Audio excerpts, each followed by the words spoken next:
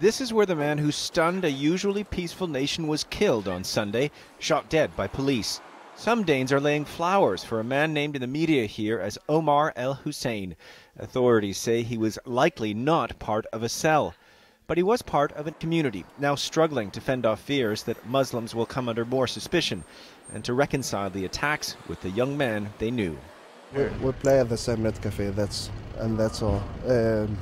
I saw him from time to time and we said hello, and he was a regular guy, so for me it's a shock to see what's happened. Was he religious in any way? No, not at all. He wasn't like that. If I will expect something like this, I will expect it from other people, not him.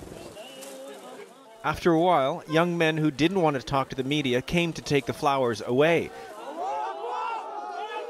One saying they weren't appropriate.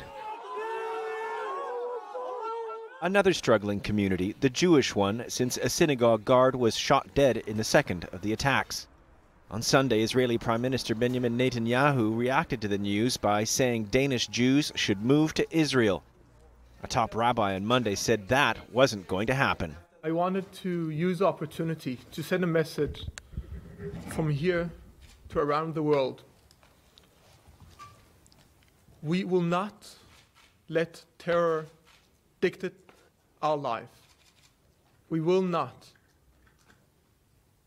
We will continue living as Jews here in Denmark and everywhere else in the world. Their goal is that we will go around and be afraid. That message was repeated by the country's prime minister. She says the gunman appears to have acted as a lone wolf. This is a young man of 22. He's a Danish citizen, born in Denmark. He was known by the police for several criminal acts, including severe violence. And he was also known to be linked to a criminal gang in Copenhagen.